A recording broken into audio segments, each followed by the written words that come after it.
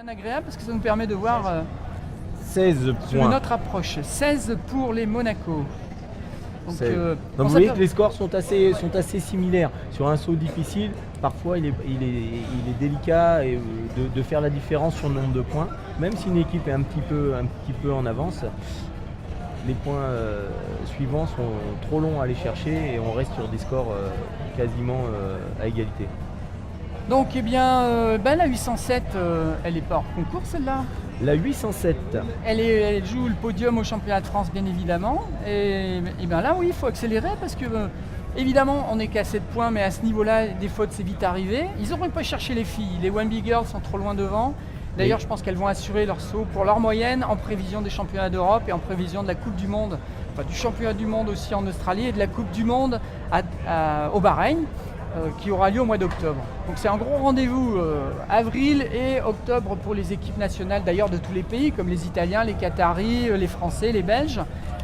Mais là, globalement sur le championnat de France, il y aura quand même de grosses difficultés, sauf si elles ne font pas les 2 dernières manches pour être rattrapées pour ce podium du championnat de France.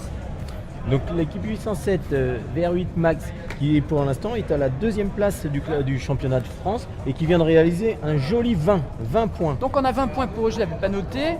Oui, c'est vrai qu'eux aussi ça va être compliqué pour les autres équipes d'aller les chercher. On va commencer à rentrer, je pense, dans le top, là maintenant, dans ce qui se fait de mieux. L'on ait envie de venir faire de la compétition et voire de découvrir le parachutisme indoor, la 807 de mémoire qui rentre dans la veine. Ils se sont tapés dans la main au passage dans l'antichambre parce qu'ils sont dans le respect, ils sont dans le fair play, ils sont compétiteurs. Mais malgré tout, on s'apprécie.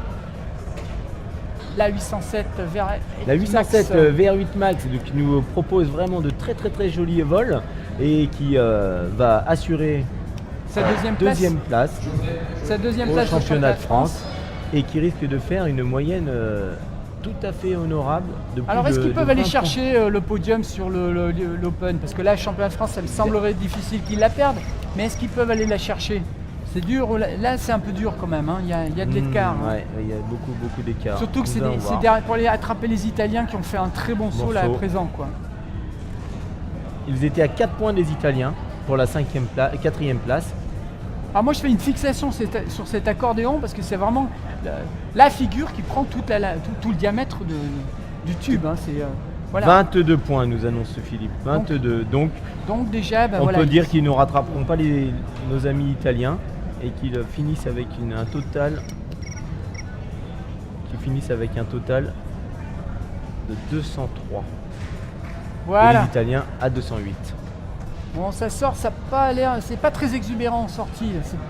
C'est calme en sortie, on va dire. Par rapport à certaines équipes qui vraiment très certainement fait plaisir sur le dernier saut en essayant des choses ou alors en réussissant peut-être des choses qu'ils n'ont pas réussi à l'entraînement. Parce que nous, on n'est pas dans la...